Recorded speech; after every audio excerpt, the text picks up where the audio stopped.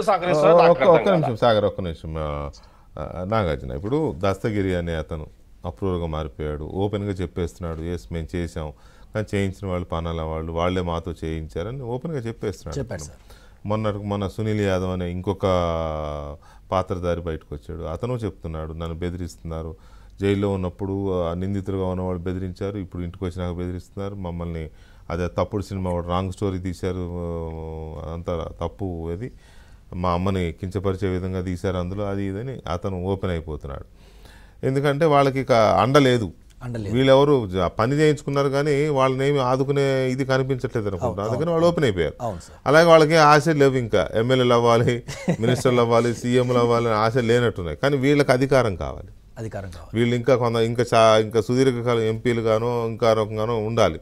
అందుకని వీళ్ళు ఏదో రకంగా ఈ కేసు నుంచి ఎవరినో తోసేసి, అందులో బాబాయ్ చచ్చిపోయాడు, ఆ కుటుంబ సభ్యులను వాళ్ళని వీళ్ళు తోసేసి ఈ అనామకులు వీళ్ళు ఎవరైతే చేశారో వీళ్ళని ఇరికించేస్తే మనం సేఫ్ అయిపోవచ్చు అనే ఉద్దేశంతోనే చేస్తారు అనుకోవాలా దీన్ని, ఈ అధికారం కోసం, వీటి కోసం. అంటే సార్, ఈ జగన్మోహన్ రెడ్డి గారు కానీ వాళ్ళ మంద కానీ ఏమనుకున్నారంటే, నారా చంద్రబాబు నాయుడుకి 21 సీట్లే కదా వచ్చింది, పవన్ కళ్యాణ్ గారు ఒకటే కదా వచ్చింది, సో 30 సంవత్సరాలు మనం అధికారంలో ఉండటం, 30 సంవత్సరాలు అంగబలం అద్దబలం అధికార బలం మన దగ్గర ఉంది కదా, అవసరమైతే బీజేపీ అడిగితే మన ఎంపీలను కూడా మనం సపోర్ట్ చేసి వాళ్ళ గవర్నమెంట్ వాళ్ళని రన్ చేసుకోమని చెబుదాం, ఏపీ జోళ్ళు రాకుండా ఒక రాజ్యం లాగా, ఒక సామంత రాజులాగా నేను పరిపాలించుకుందాం అని చెప్పి వాళ్ళు ఫిక్స్ అయ్యి అక్కడున్న గవర్నమెంట్ ఎంప్లాయీస్ కూడా వాళ్ళు ఏమని మోల్డ్ చేశారంటే, సార్ ఈ రాజ్యం మంది, మేము రాజును, మేము 30 సంవత్సరాలు అధికారంలో ఉంటాం, మమ్మల్ని కాదని ఏ పార్టీ రాదు అని ఒక భ్రమ క్రియేట్ చేసి అక్కడున్న సాక్షులను కానీ ఇంకొకరిని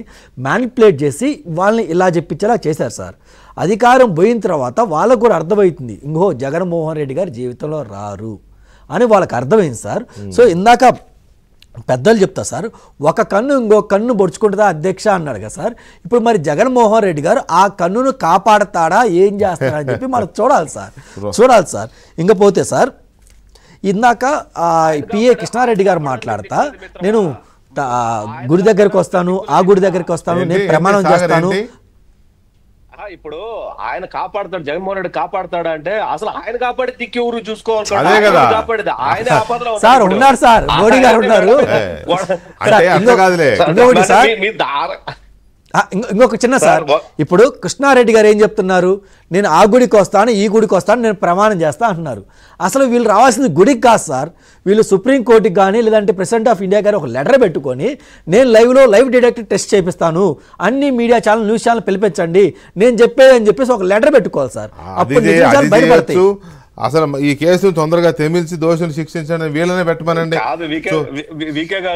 వికే గారు నేను దస్తగిరి, నేను ఒక రోజు 2 నెలల క్రితం ఆ రోజు చెప్పా, నేను దస్తగిరి అనే వ్యక్తి సుప్రీంకోర్టులో పిటిషన్ వేస్తే మొత్తం ఇదంతా తేలిపోతుంది, మరి ఆ అబ్బాయి ఎందుకు వేయట్లేదు నాకైతే తెలియదు.